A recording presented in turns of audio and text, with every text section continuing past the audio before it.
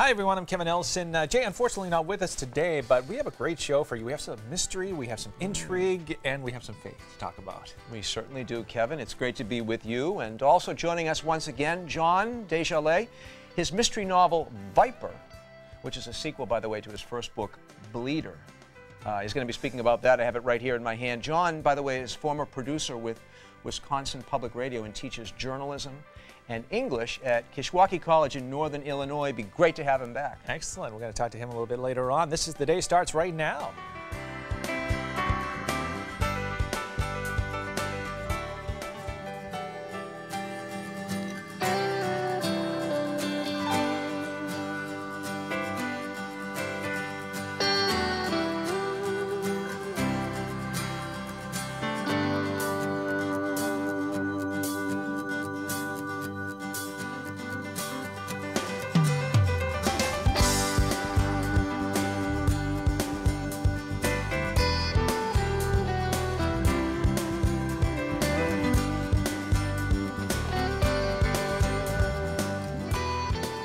Hello everyone, and welcome to This is the Day. I'm Kevin Elson along with the President, Father Robert Reed, with us today, and Jay's taking the day off, but we have a great show for you today, and we can't believe it. I can't believe it.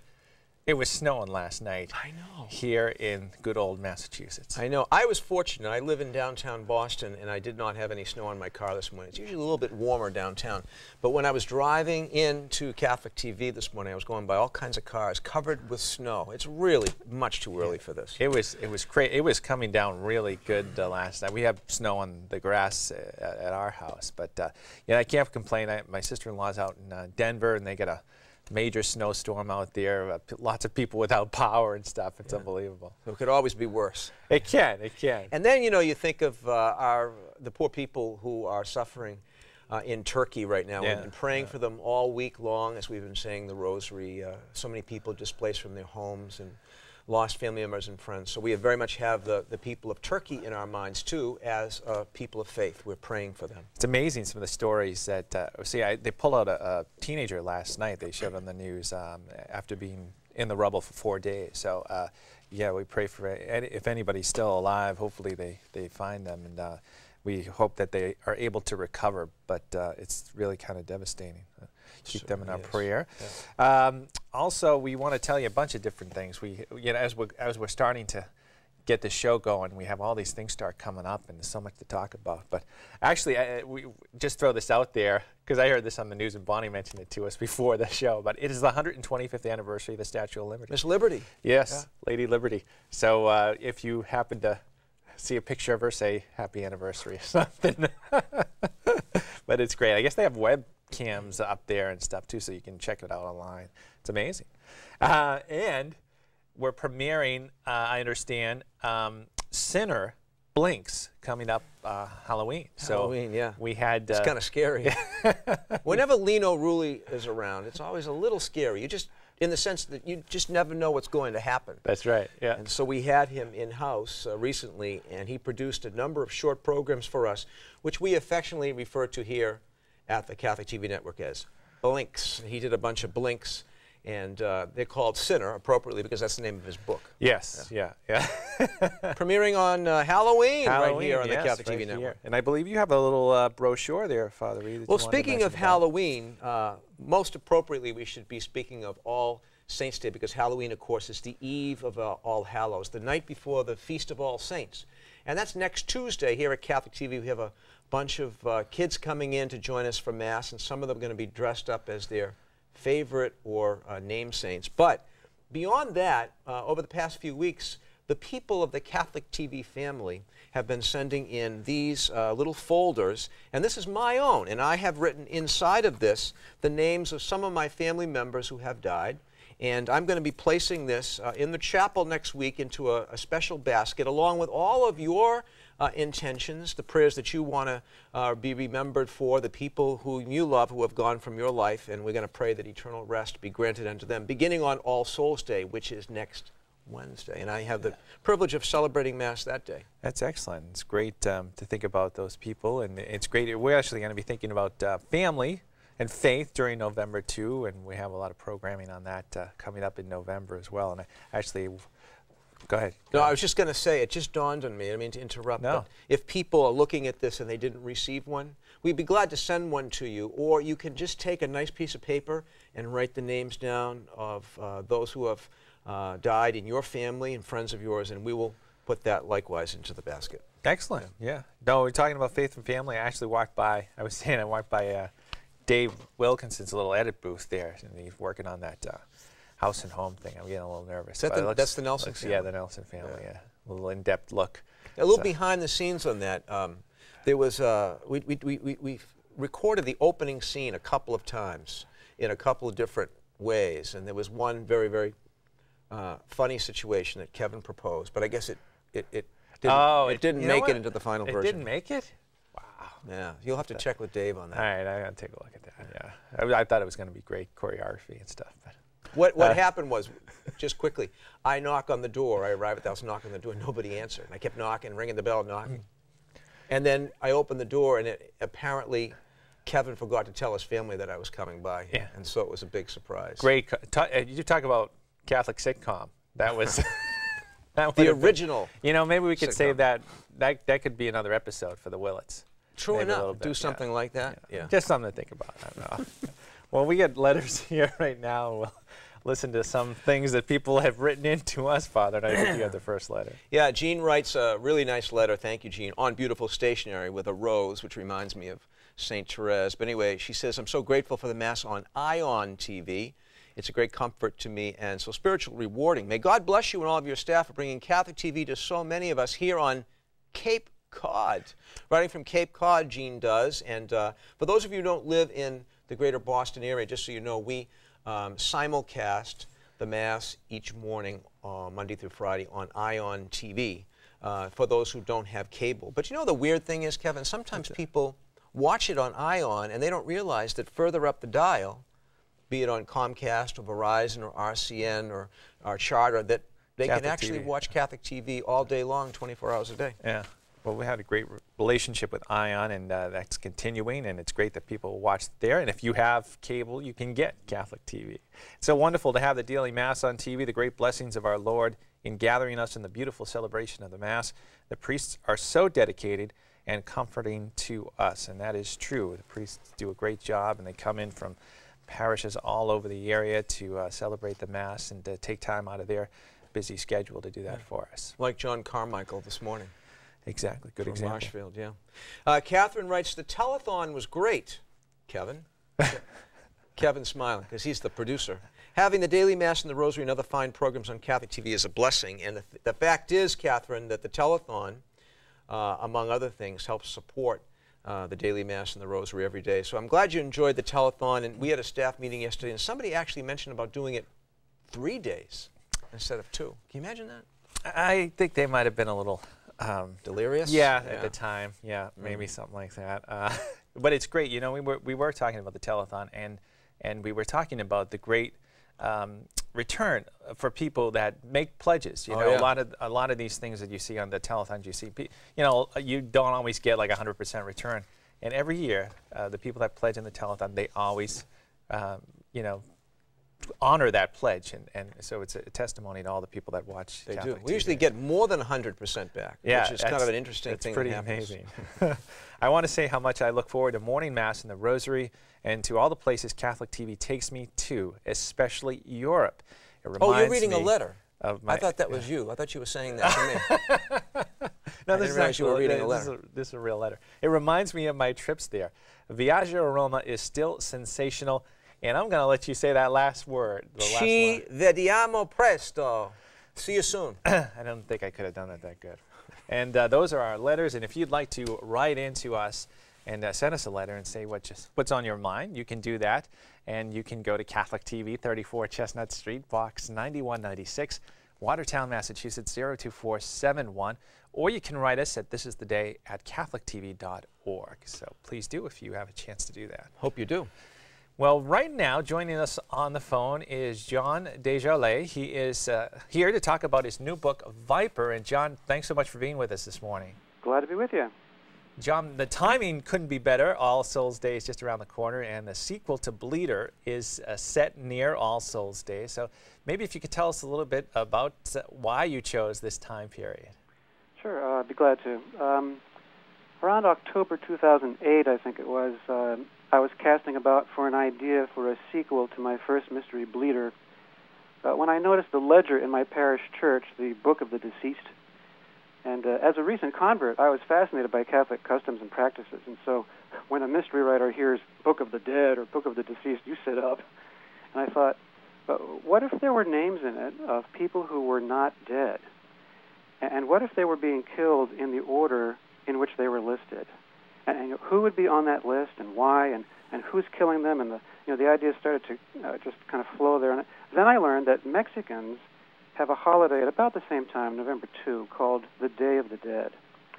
And at that point I knew that Selena de la Cruz, the Mexican-American minor character in Bleeder, would be the protagonist, and her name would be last on that list. Wow. You've piqued my interest, John, in a big way. You know, people normally wouldn't associate Catholic writers with murder, suspense, thrillers. So quick step back a little bit. What attracted you to this genre in the first place? Well, I've always read and admired mysteries, and I suppose one reason is that they are a logic puzzle. They're the guilty pleasure of the intellectual. It's kind of a game with rules of fair play, so that you play along with the detective to find out who done it. And the reader, in a sense, is in some kind of a contest with the writer. But I think the other reason is that classic murder mysteries connect with something very deep inside of us. They're very much the modern form of the medieval morality play, where the sleuth is every man, or in this case every woman, who works against time and big money and a dangerous and determined antagonist, daunting odds, her own flaws, to expose evil and to restore a balance of justice. And that's very important, I think, to us as Catholics. And then mysteries are very close to our most bare and base human desires and fears. And I think because they deal so openly with death, they have a built-in opportunity to explore life's higher mysteries. And, you know, Catholics are all about mysteries, aren't we? One reviewer said that Bleeder was a book-length exploration of the mystery of undeserved suffering. And Viper, in some way, explores the mystery of family and cultural identity, and especially for Catholics, Mary's role in the family of God. And you mentioned Vipers, the sequel to Bleeder, and I was wondering if there are any more books planned in the series, perhaps the setting at a Catholic TV station or something like that. yeah, murder at Catholic TV. God forbid. Well, as a matter of fact, I am working on the third. I have no working title yet. But this is an interesting story here. I went to the Catholic Marketing Network trade show and convention in Valley Forge, Pennsylvania. And I was really praying that God would give me an idea for a good third book. And I met a priest there whose name I don't recall, who said, "Oh, you're one of the mystery writers here at the Catholic Writers Guild." And I said, "Well, why, yes." And he said, "Oh, you should do something about the assassination of Cardinal Posadas of Guadalajara back in 1993. The Vatican recently reopened the case. They're not convinced that he was simply caught in the crossfire of a drug deal gone bad." And he walked away. And I thought, okay, I think God just answered my prayer here. And so I'm exploring that and wondering how Selena de la Cruz might have something to do in investigating that with the Vatican reopening the case. Very, very, very interesting, John. It's been so great having you back, and I am now fully engaged and desirous to read this book, and it's going to become one of the books on the stack in my bedroom, I promise you. And where can people learn more about your work and get this book and find out, in fact, who is stronger, the serpent or the Virgin Mary? Well, of course, one good place is my own website. It's www.johndesjarlais.com, but Desjarlais is too hard to spell. So if you just do a web search for Johnny Dangerous, my blogger name, you'll find me. There's two Johnny Dangerouses on the web. The other one is a hip-hop artist, and that's not me. I'm the other one, the Catholic mystery writer. And you can always order from Sophia Institute Press at sophiainstitute.com. Very good. Well, we, again, really appreciate you being with us again and introducing this new mystery to us. And it couldn't come at a better time because we're all getting ready for Halloween and All Saints and All Souls Day. So, John, thank you so much. Have a great rest of the day, and thanks for being with us. Thanks, Father Reed and Kevin. Bye for now. Okay, bye-bye. Well, Kevin, you've abandoned me over here once again, but that's the way it goes when Jay's not here. Tell us what's going on around the world, particularly within our Catholic community. All right, thanks, Father Reed. Hello, everyone. It is time to take a look at the news, and we begin from the Vatican. During a prayer service that replaced the Pope's weekly general audience, His Holiness spoke of the destructive earthquake that happened this week in Turkey. Rome Reports has more on the Pope's appeal, as well as the efforts being made to help those affected by the earthquake. The Pope remembered the victims of Turkey's 7.2 magnitude earthquake that left at least 461 people dead and more than 1,300 missing. Vi invito ad unirvi a me nella preghiera per coloro che hanno perso la vita e ad essere spiritualmente vicini a tante persone così duramente provate. L'Altissimo dia sostegno a tutti coloro che sono impegnati nell'opera di soccorso. The main international Catholic charity called Caritas already sent a team to Van, Turkey. For now, the group has already sent 1,200 sleeping bags, and it's in the process of sending more bedding and other items to help those in need. Since the Pope made those comments, the death toll has now risen to over 530, and government officials have said that about 2,300 people were injured in the quake. In news now from Italy, the Pope arrived in Assisi yesterday and welcomed 300 religious leaders to an interfaith gathering in the Basilica of St. Mary the Angels. The morning gathering focused on testimonies for peace. During his speech, the Pope condemned the use of religion as an excuse for violence and the use of violence to impose religion, as well as the growing violence resulting from the loss of humanity that comes from denying the existence of God and of objective moral standards. Marking the 25th anniversary of the first Assisi Interfaith Gathering for Peace, hosted by Blessed Pope John Paul II in 1986, Pope Benedict brought together the religious leaders and also welcomed 4 philosophers who described themselves as humanists or seekers who do not identify with any single religion. The Pope's remarks also included an acknowledgement with great shame that at times in the course of history, force has been used in the name of Christian faith. But the Pope went on to say that a lack of religion is not the answer to world peace. The Nazi death camps proved clearly that the denial of God corrupts man and robs him of his criteria for right and wrong and leads him to violence. In the afternoon, gathered in the square in front of the Basilica of St. Francis, the Pope and 13 other leaders renewed their commitment to peace. The event ended with the delegates exchanging a sign of peace. Before leaving, the Pope told the leaders, "We will continue to meet and to be united in this journey of dialogue for the good of the world."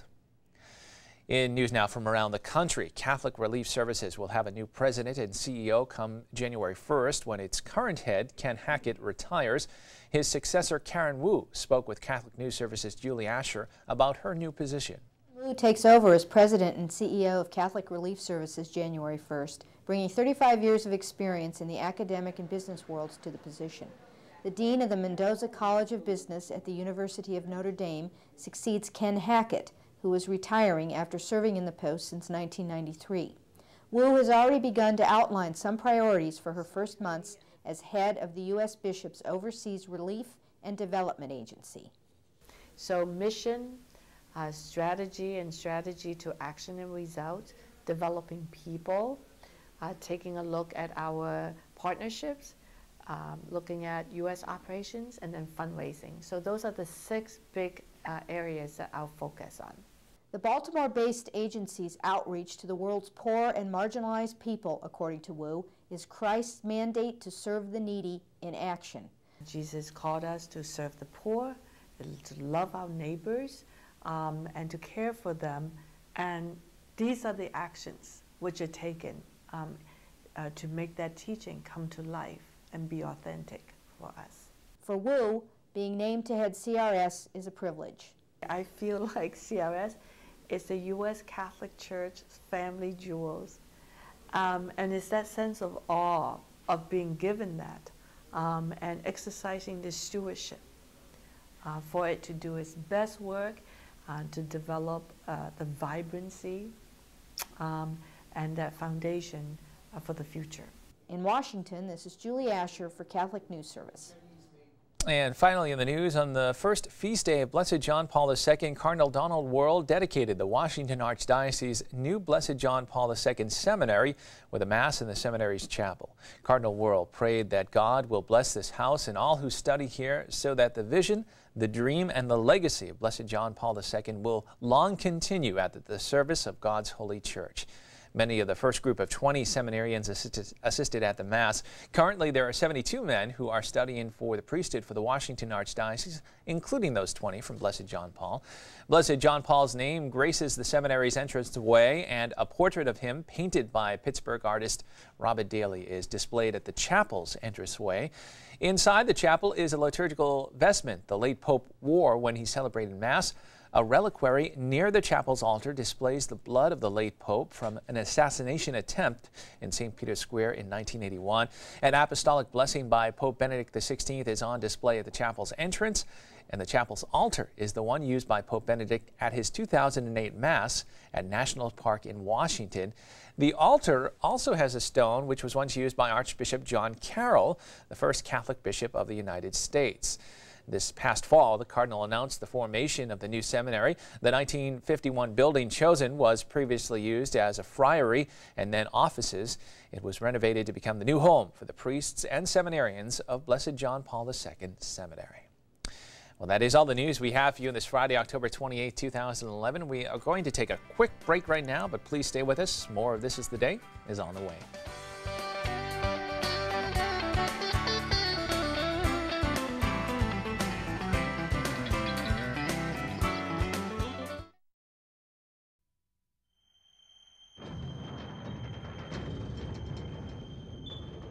Over the years, we begin to realize how quickly life goes by. For some of us, our journey will end without notice. And when our transition into eternity begins, there won't be a chance for any do-overs. No time to rewind our life. No chance to choose a different ending. Stupid little brain of yours to do any... For the movie of our life can be used to judge us. We will sorrowfully relive the bad times and joyfully revisit the good. It is then we will fully realize how our unkind thoughts and selfish choices wounded others and led us away from God, our loving Father. You people are lazy. And each time we ignored God's voice, I think she's pregnant by somebody else. No. Our conscience grew more deaf and our heart hardened. Thankfully, you still can ask God to help edit your life story and create the ideal ending. No matter what you've done, there is good news. Since Jesus came not to condemn the world, but to save it. Jesus can heal your memories and forgive your past if you accept His mercy. You really can be freed from the addiction of sin and find lasting peace. Imagine hearing God say after your life's movie, "Well done, good and faithful servant." It all starts by asking Jesus to help you now. If you've been waiting for a sign, this is your chance to begin an adventure with God that will last forever. Learn more at CatholicSComeHome.org. Trust in Jesus and find hope, forgiveness, and a more abundant and everlasting life. Visit CatholicSComeHome.org.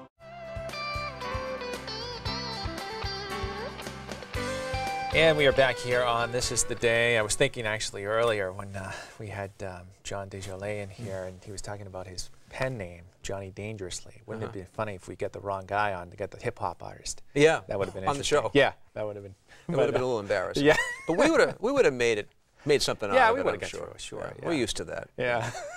Hey, I have the Catholic TV Monthly here. I'm looking at it because the Barons and the Willits are right on the front, and they are the stars along with their kids and dogs and everything else on our new sitcom, which is going to premiere, well, the pilot for the sitcom, come the end of this month, actually the end of November, I should say, on Thanksgiving night. There's a lot of buzz about the sitcom, too, because you actually, on Tuesday, in the show, and some people might have not have seen that, but had a little sort of teaser, a little clip from the actual Mass Confusion show. I got an idea. What's that? Can we show it again?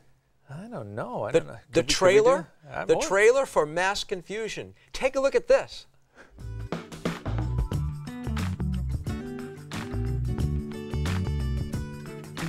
Well, are you ready for the noise level? Oh, come on, you always have fun. No, it just gets a little loud. What now? See, I'm turning 40.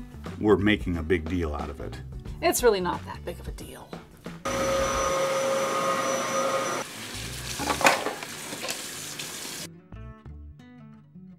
I'm still not ready for the noise level. It's not that bad. It's 8 small children. And Greg. Try to be a little more careful when you ask questions. You know, don't be so blunt. Baby, when have I ever not been tactful? You know your house smells weird? What's the deal with your grass? Didn't you guys just spend a bunch of money on your lawn? What is that? That is disgusting. Oh, yeah.